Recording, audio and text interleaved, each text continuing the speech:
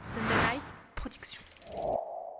Bonjour à toutes et à tous, bienvenue sur le podcast Dans la tête d'un cycliste où aujourd'hui nous allons aborder l'assistance électrique mais version vélo sportif, que ce soit sur route ou gravel. Pour nous accompagner et comme à l'habitude sur la capsule dans l'atelier, nous sommes heureux d'accueillir JP. Bonjour JP. Bonjour Arnaud.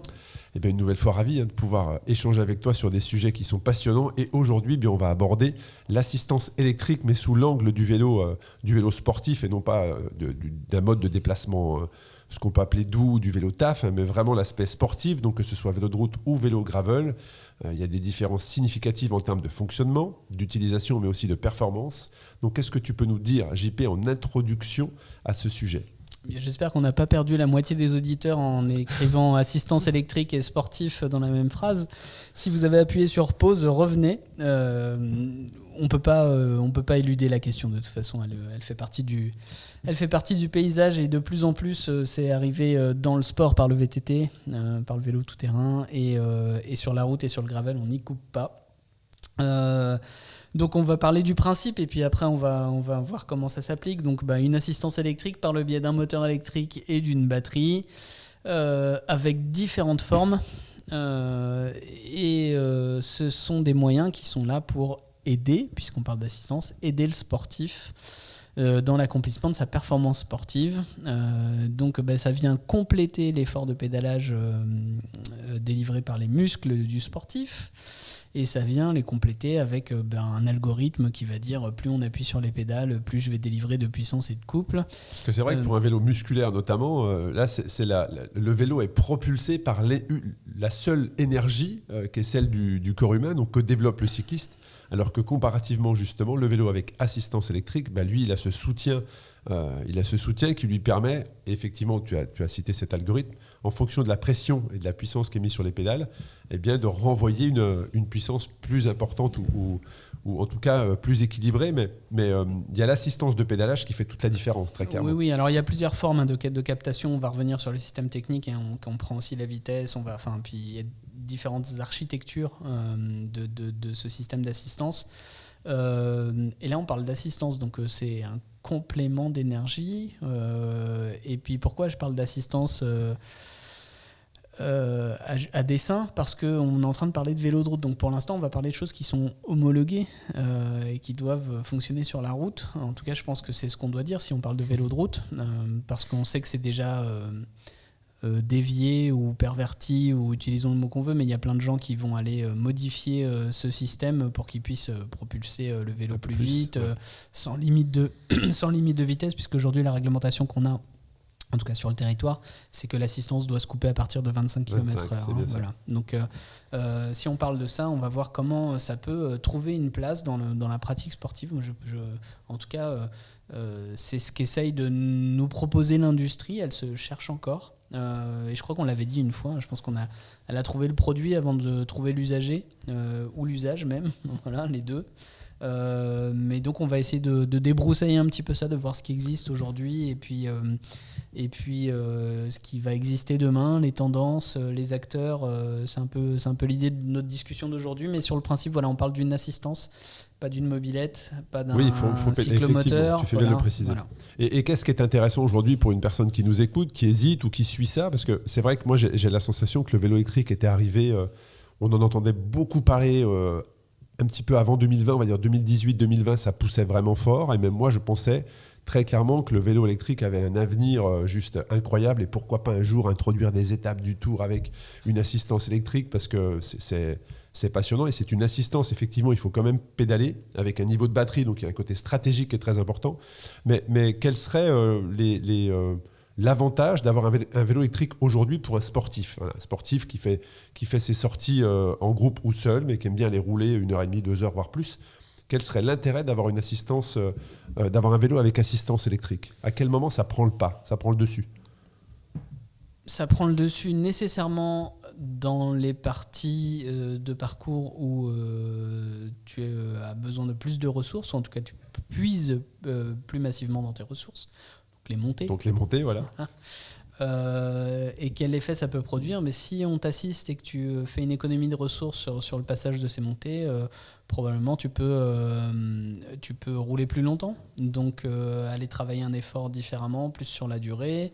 Je crois encore une fois que c'est une question de perception.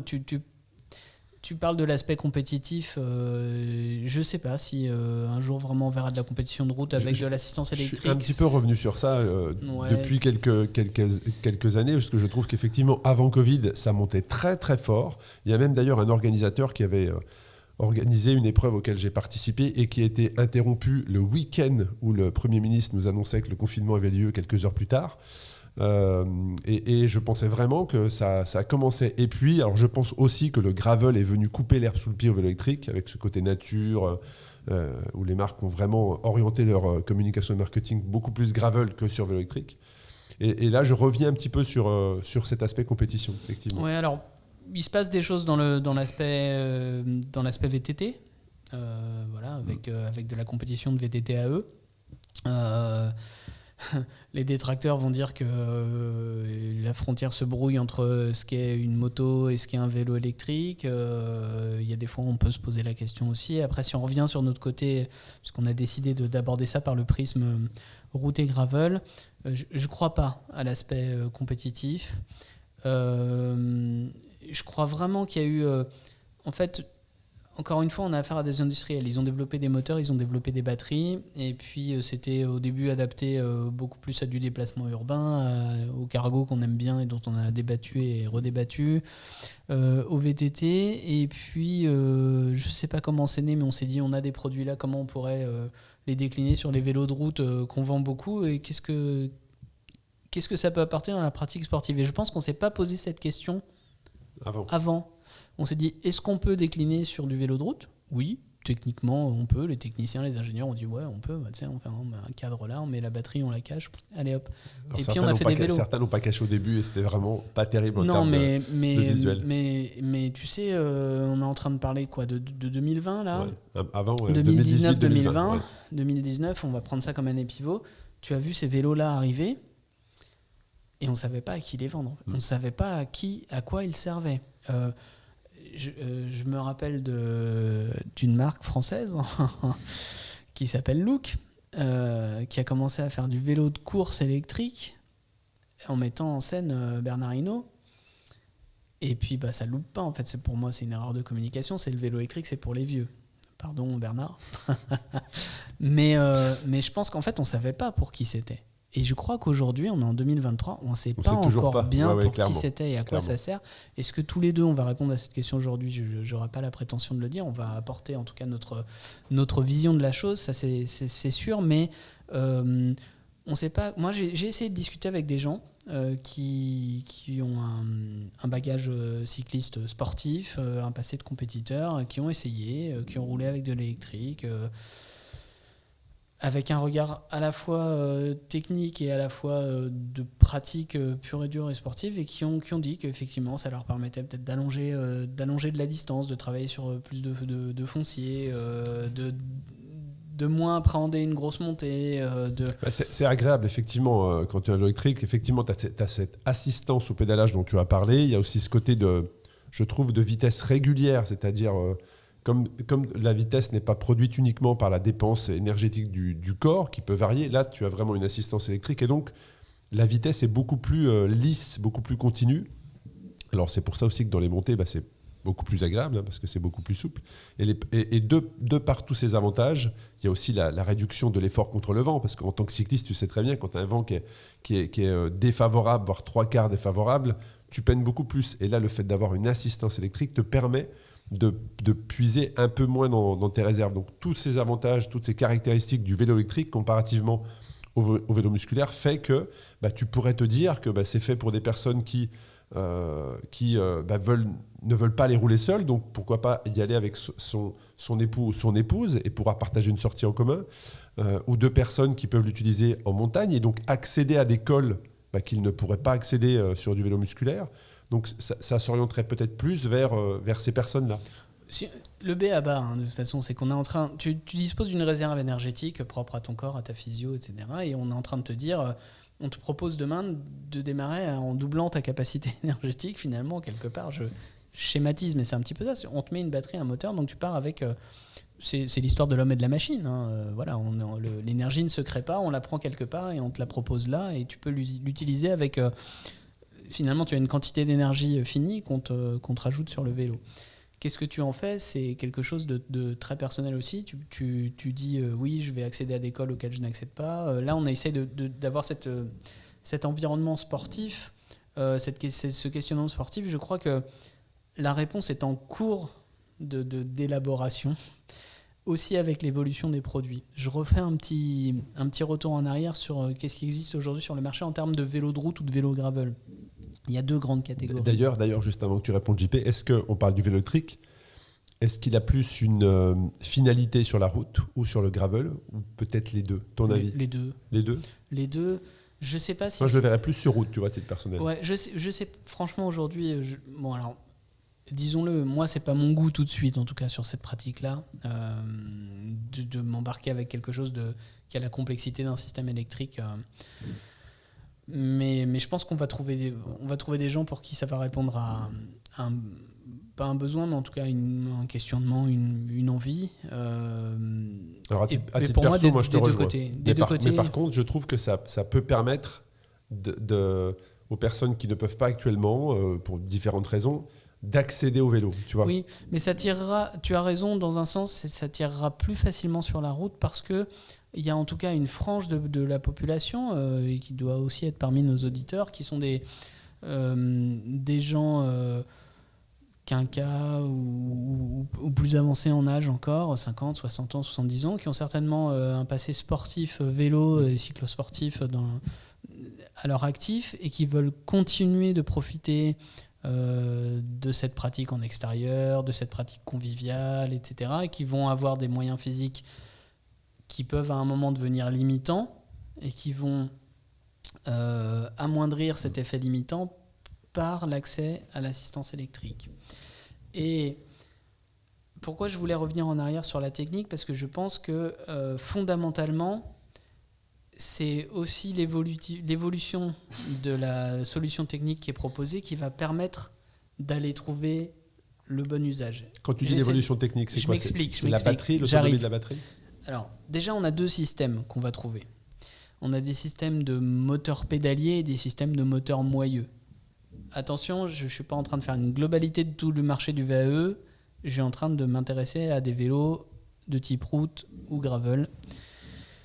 Et donc, on a déjà ces deux mondes-là qui vont avoir des défenseurs et des détracteurs. Certains vont dire que le moteur pédalier, il n'est pas bien positionné parce qu'il est trop loin du point de transmission de puissance à la route et donc on a de la dissipation, de la perte de couple, etc. dans le système de transmission.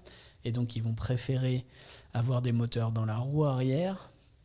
Je sais que tu me regardes d'un œil bizarre, mais le marché est en train de se poser cette question-là. Voilà, parce que, j'y reviens après, le moteur moyeu roue arrière peut avoir une certaine modularité aussi. Et donc, en tout cas, aujourd'hui, il y avait une course à moteur central pédalier qui est en train de se rééquilibrer avec ce qu'on a réussi à faire en termes de miniaturisation et d'avancer en termes de captation, puisque pour fonctionner de manière fluide et la plus transparente possible, on a besoin de capter pour adapter la délivrance de l'énergie électrique dans le cycle de pédalage du coureur. Parce qu'encore une fois, ce n'est pas un cyclomoteur, on vient assister. Et donc en fait, aujourd'hui, on a des moteurs moyeux arrière qui deviennent très performants et qui ont aussi des avantages de légèreté et, je vais y revenir, de modularité. Mais on a aussi une entreprise française, Mavic, pour pas l'annoncer, qui travaille sur du moteur assez miniaturisé dans le pédalier, avec une technologie qui est assez prometteuse.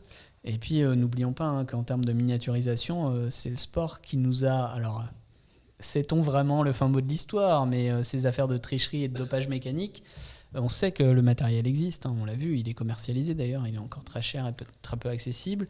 On est limité dans la quantité d'énergie, puisque, faut pas oublier, l'énergie se stocke. Et aujourd'hui, au niveau où on est de la connaissance de la batterie, la quantité d'énergie est proportionnellement visuelle à la masse de ce qu'on peut voir. Donc, quand c'est caché, il y a un petit peu d'énergie, mais c'est limité. Voilà. Faut l'utiliser au bon moment. Donc, pour avoir refait ce point, qu'est-ce qui est mieux, moteur pédalier ou moteur central ou moteur arrière? Chacun décide, mais je vais prêcher après pour le moteur arrière parce que, encore une fois, c'est les cas d'usage. Donc, les deux progressent en parallèle et les deux vont vers plus de légèreté. On sait bien que le poids, il y a très peu d'épisodes où on ne parle pas de poids, je crois. Pas parce que toi et moi, on y est particulièrement attachés, mais parce que simplement, les gens qui nous écoutent et les gens qui font du vélo par tradition, par culture, sont attachés aux questions de poids. Plus au poids de vélo qu'au poids d'eux-mêmes. Oui, bien sûr, voilà. je pensais à ça. Et aujourd'hui, il serait improbable d'essayer de commercialiser un vélo de route en tout cas à prédisposition sportive qui fasse au-delà de 20 kg. C'est impossible. Mais même déjà au-delà de 15, déjà tu arrives sur des vélos. J'ai exagéré volontairement à dessein pour dire que on va commencer maintenant à trouver et à mêler cette assistance électrique avec un usage sportif parce que on est presque à des poids mesurables, comparables. Alors, il y a toujours un effet de gamme, c'est-à-dire qu'on va... Allez, faisons simple. Un vélo de route d'entrée de gamme va peser une dizaine de kilos et aujourd'hui, un vélo de route à assistance électrique haut de gamme, on va commencer à en trouver à 11-12 kilos. Donc, c'est pas très loin. Donc, c'est pas très loin. Donc c'est pas très loin et ça commence à du coup donner des vélos dont le comportement dynamique sans assistance est finalement moins éloigné que le comportement d'un vélo de route conventionnel musculaire. Ça fait toujours bizarre de parler de vélo musculaire, mais donc c'est ça qui va permettre de réenvisager et de retrouver des usagers et des usages pour des vélos assistance électrique à prédisposition sportive.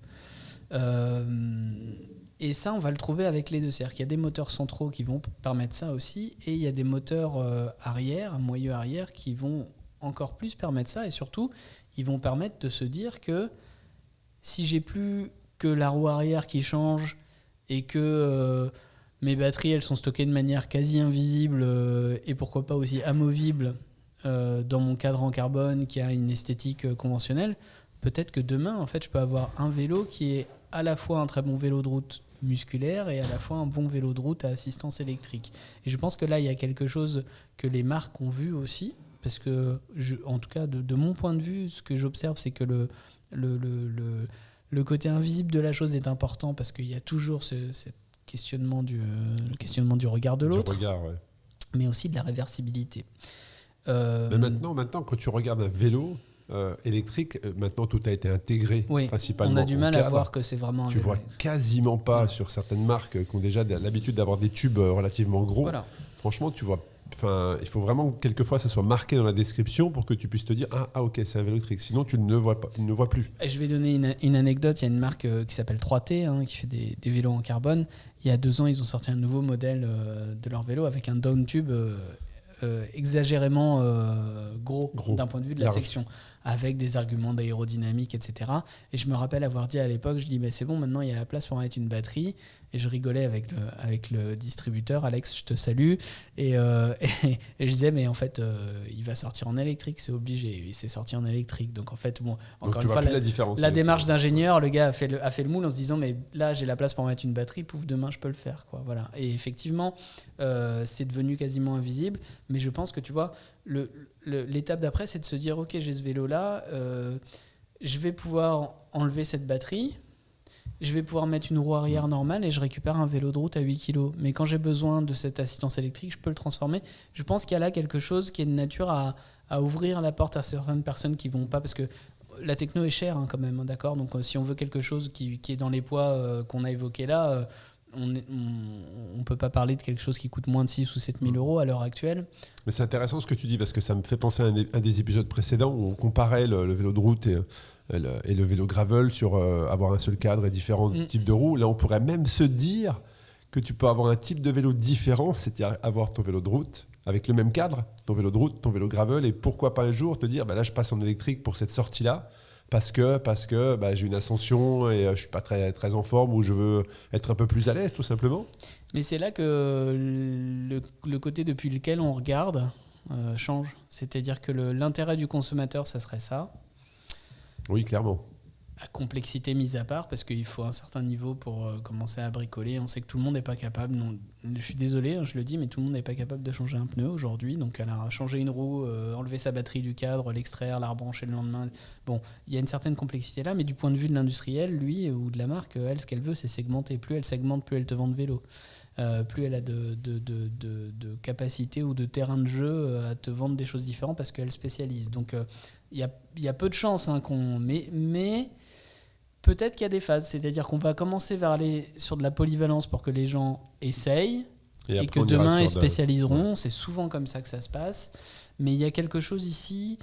ce que j'essaye de finalement d'illustrer, c'est de dire que c'est peut-être l'évolution de la technique qui va permettre au marché de se trouver, de se construire et de trouver les usagers, les usages de ces vélos-là. Donc, je pense pas comme toi que y ait demain de la compétition de vélos de route à assistance électrique.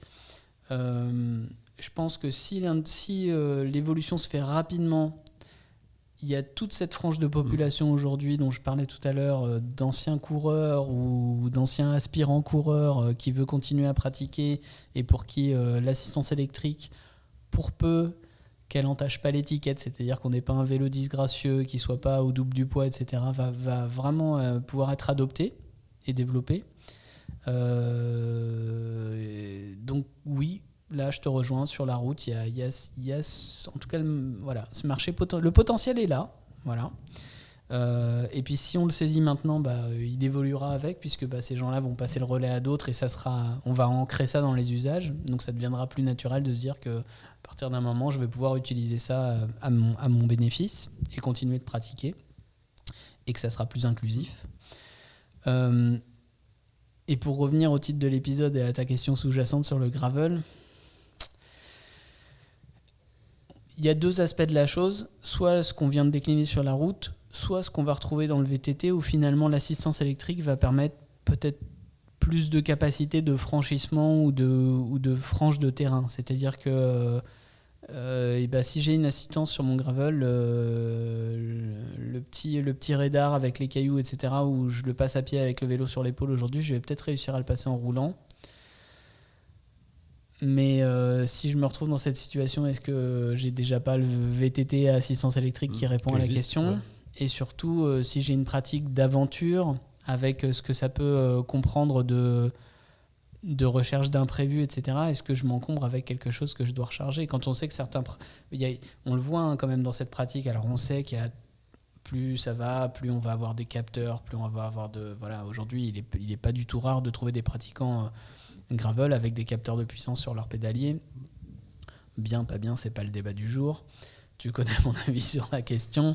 Mais est-ce que demain ils veulent s'encombrer en plus d'une batterie et d'un moteur ? Comment ils les rechargent ? Je dirais que l'encombrement peut dépendre de l'autonomie parce que si tu sais effectivement que tu as une autonomie qui te permettra de faire une ou deux montées, mais pas les 10 qui sont au programme, est-ce que c'est vraiment utile quand tu compares avec le poids du vélo, tu vois ? Voilà. Par contre, si tu es sur une autonomie qui te permet, un petit peu comme avec la voiture électrique aujourd'hui, si tu es sur une autonomie qui te permet de faire la sortie que tu as prévue avec 10 ascensions en confort, après en jugeant effectivement si tu es en mode turbo ou pas, mais je pense que l'autonomie de la batterie peut avoir une incidence sur le développement de ce segment.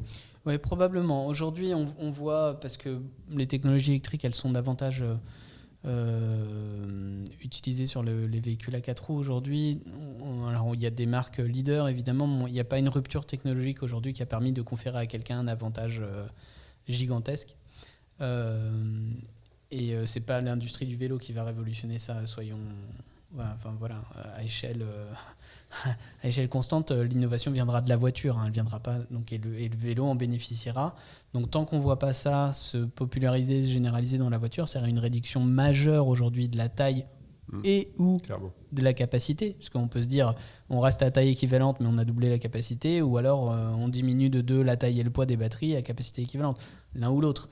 Mais pour l'instant, on n'est pas dans ces proportions-là. Hein. Tout ce qui se passe aujourd'hui est plutôt de type incrémental. Hein. Voilà, ça évolue à l'échelle, ça évolue de manière relativement rapide quand même, mais on n'est pas sur une révolution de ce point de vue-là.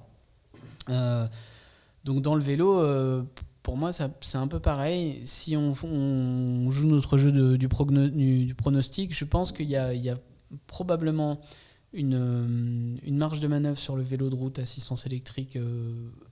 Pour moi, le cas d'usage, c'est la population dont on a parlé tout à l'heure. Ou pourquoi pas une population de néo-pratiquants aussi qui vont arriver avec moins d'ambition sportive, mais quand même de se mettre au sport. Voilà, avec cette envie de loisir, de plaisir. Voilà. Je le vois moins dans le gravel quand même. Moi aussi. En tout cas, je le vois moins dans le gravel, puisque de ce côté-là, si les gens veulent vraiment partir à l'aventure sportive, rouler vite, aujourd'hui le VTT AE, on a vu comment. Enfin, maintenant, c'est impossible d'aller sur un chemin. Moi, j'habite en moyenne montagne. C'est impossible de sortir et de ne pas croiser de VTT AE, quoi. C'est strictement impossible. Il n'y a pas un jour où tu vas sur un chemin et tu ne trouves pas de VTT AE. Donc ça c'est bien ancré et c'est une pratique sportive quand même. Hein. Je veux dire, il faut les suivre. Hein. Et puis voilà, ça a permis beaucoup plus de choses, beaucoup plus de... Ça a été rapidement adopté, je trouve, côté VTT. Voilà.